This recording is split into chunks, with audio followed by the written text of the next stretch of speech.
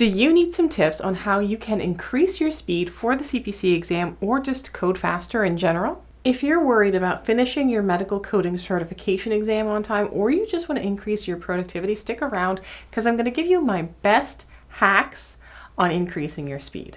By the way, if you are new here, I'm Victoria. I'm a medical coder, auditor, educator, and content creator, and on my channel I provide tips, tricks, and tutorials to help you be successful in a medical coding career. If you haven't already, I would highly encourage you to subscribe and hit that notification bell so you can get alerts when I post new episodes, which are up multiple times a week, by the way. So you might be worried about finishing on time for the CPC exam, or maybe you're someone who's already taken it and didn't finish on time and now you need to retake the examination and you want to work on increasing your speed, or maybe you're just in general concerned about your productivity as a medical coder. For this video, I'm going to be leaning more towards tips for certification exams, specifically things like the CPC exam, Certified Professional Coder, but some of these will be applicable just to general productivity as well. I've even gotten some comments like, hey Victoria, how do I just flip through the book faster? And I do have some tips I can provide for that particular concern. Now, when I took my CPC exam, it was 5 hours and 30 minutes, but back then they used to stop the clock if you needed to take a break, like go to the bathroom or grab a drink. That was kind of a nightmare for proctors, especially if you were proctoring for a lot of examinees, to keep track of how many minutes they were gone for a bathroom break and how many minutes to add on to the end time. So what they did at that point was, very shortly after, they just increased the time by 10 minutes to 5 hours and 40 minutes. And then the break time would not stop the clock. So now if you take a break during your in-person exam, it does not stop the clock. With the online examination, now as of the date of the recording this, only the CPC exam is the one offered online.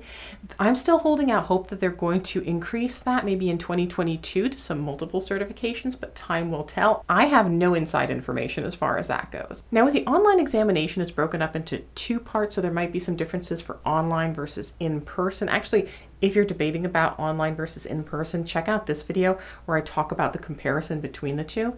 AAPC really hasn't said too much about it lately, so I'm just kind of at this point waiting until an official announcement comes out. But as it stands today, for the CPC exam online, you do not get to take breaks, but it's just broken out into two more manageable pieces or chunks of the exam. So when I sat for my certification back in 2008 at that 5 hour and 30 minute exam, I finished with 2 minutes to spare, and there were a handful of people that didn't finish on time.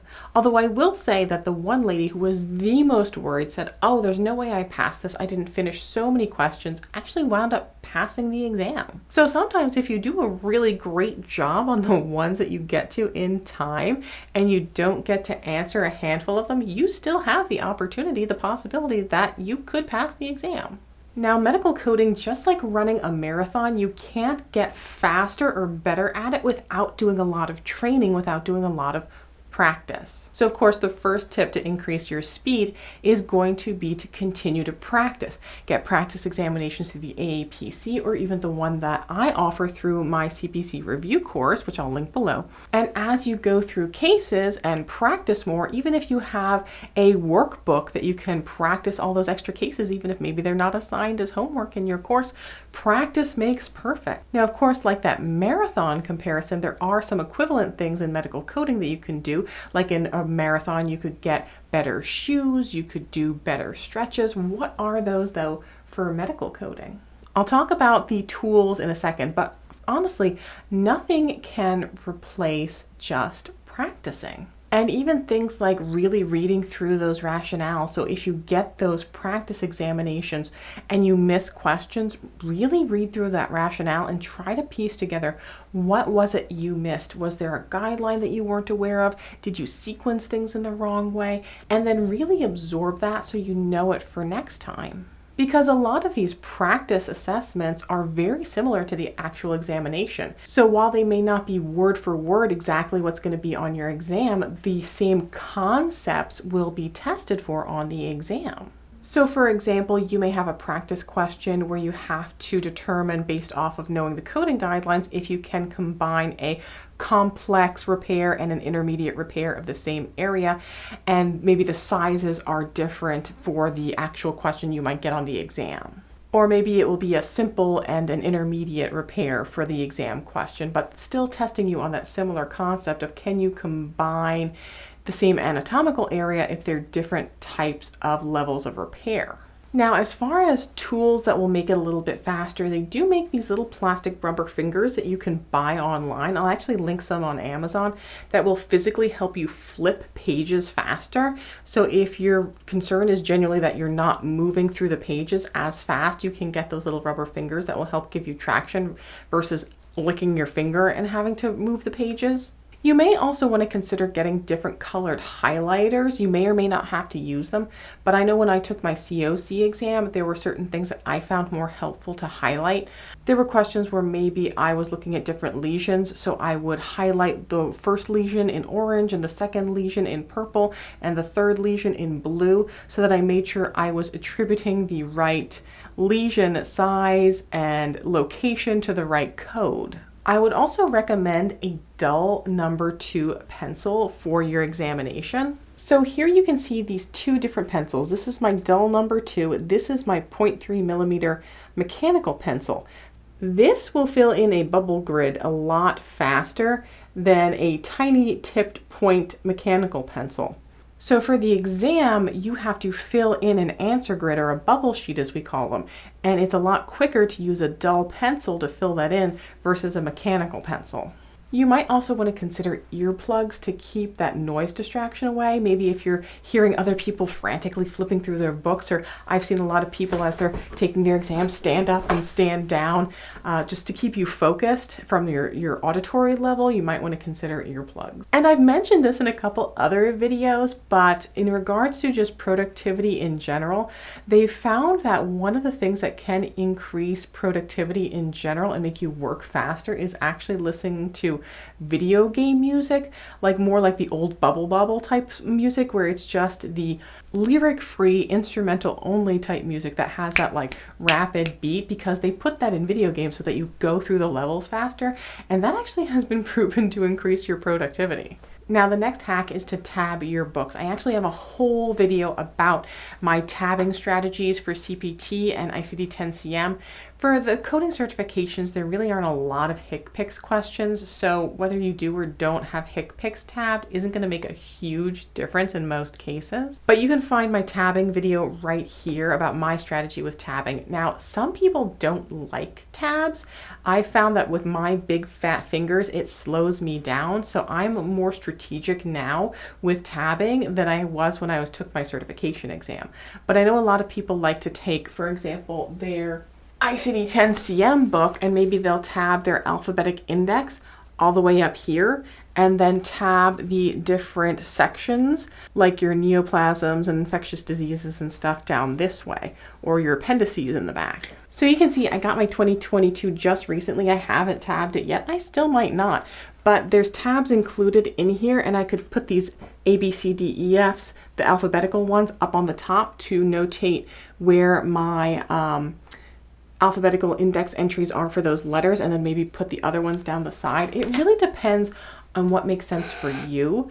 I've even seen some people that they like to use an icon on their tabs, maybe a little heart for cardiovascular or a little pair of lungs for respiratory. And as far as book strategy goes, there are two techniques that coders swear by, and I think one is just as good as the other. It's just that they have, I believe, official trademarks for them. I know one is owned by CCO. I can't remember who owns the other one, but BAT, B-H-A-T, and CHUN, C-H-U-N. Both of them are essentially ways you can notate your book by kind of grouping things together and circling and highlighting them a certain way so that your brain can process the contents of the book a little bit faster. I think CCO.US is great. Lorraine has been a mastermind for years. She's developed strategies that I couldn't in my dizziest days develop. But go to CCO.US if you're interested. I believe if you go to the Bat Cave, B-H-A-T, That's where you can find all the information on how you do that bubble, highlight, underline technique where you can really mark up basically every page of your book. I've heard some people say that they swear that that is the only reason they passed their certification exam. It is very, very time consuming, however, so it might not be something that you want to redo for your books every single year, but for the purposes of the examination, if you want to make sure you're passing, you're going to need all of the tricks of the trade, right? The next hack is really to know your book, know the structure of your book, where things are located, and when you're looking something up, where is it you're supposed to go? How do you reference back to your guidelines? Where are your full descriptions of your modifiers? Where is the things in your book? You need to know where your Appendix A is in your CPT book, so that if you're looking up the full description of a modifier because you're not sure if you can use it or not, you know where to pull that from. It comes from your Appendix A. Also, of note, one thing that I have seen in the past people do that has been helpful with them for the exam, let's see if I can find a good page. So you see this section here is surgery of your musculoskeletal system, and all of these codes on here don't really tell you where it is. If you flip to the previous page, you can see that it's actually codes pertaining to the shoulder and fractures and etc. of the shoulder. So I've seen some people that will write at the top of here, shoulder, so that they know that these are all the shoulder codes, that they don't have to flip back to the previous page. So really know your books and the structure of your books. I've even seen some people that don't understand that the U codes in ICD-10-CM that they just put in 2021 don't come in alphabetical order. They're actually chapter 22, which comes after chapter 21, which is technically after the Z codes. Now, one of the biggest tips for those long, overwhelming cases that are long surgical notes or long office notes or long inpatient notes is to really read the answers first and the actual question, like what are they asking you? Because if you have a 2-page surgical note and you're just reading it and trying to go, what is it that they're going to ask me? Oh my gosh, you know, what, is this important? Is this important? You won't know what to focus on. But if you go to the end and read what the question is, they might just be asking you what ICD-10-CM codes you're supposed to use for this case. So you might be looking at all kinds of different surgical instrumentation and anesthesia methods, and really they just are telling you to focus on the diagnosis codes. So instead of scrutinizing entire 2 pages, you can really focus on pulling out the diagnoses from that note and then answering those questions from that multiple choice selection. Or you might look at that multiple choice selection and go, well, I know right away it's not this one and this one because those aren't even sequenced appropriately. You can't have this code first. And then you can narrow down and go, okay, well, I'm going to know it's either B or D, and then look at answers B and D and see if they fit what's in that operative note. And keep in mind that all questions have the exact same weight. So one question where they're asking you what the suffix ectomy means is going to have the exact same weight as that 2-page operative report. So it may be better to answer those quick questions first, skip the 2-page operative report, and come back to it at a later time. Just be careful because as you're filling in your answer grid or your bubble grid and you skip a question, you want to make sure you skip that space on your answer grid too, that you don't start marking things in incorrectly. Because I have seen coders, I've talked to coders that they went to skip a question, but they forgot to skip filling in that bubble grid, and they answered the next question but filled in the wrong bubble grid space, and they had to erase all kinds of stuff and realign it all. So do what makes sense for you. I have also talked to coders who were like, I don't want to mess up my grid, so I'm just going to go one by one by one by one. I'm not going to skip around at all. There's also been some people that have said, oh, the more difficult questions are in the back of the exam. So it is also not a bad idea to kind of look through your exam booklet a little bit, because if you are going to skip around, you might be able to identify a big section of questions that you want to do first. Like maybe you're really, really good with ICD-10-CM and you want to answer all the ICD-10-CM questions first. Now, the last hack that I have is actually to work on increasing your reading speed. There's actually lots of tutorials and even online courses that can be taken now focused on your reading comprehension, being able to comprehend things and read and absorb faster. I don't have any that I personally promote, so I would suggest just go onto YouTube and search for something like how to increase your reading speed, and you'll find videos that will teach you how you can read faster. Because if you can read through the cases faster, you'll be able to code them faster. So check around on different search engines, even check your school or your college or university and see if they have something available, because there has been a big need of people who want to learn how to read faster. Honestly, it's probably not a bad skill to work on in medical coding where you're reading through records all day long. So do you have any tips for increasing productivity? If so, I would love to hear them. So please, please, please leave them in the comments, and don't forget to like, share, and subscribe. I will see you guys in the next video. And until then, just keep on coding on.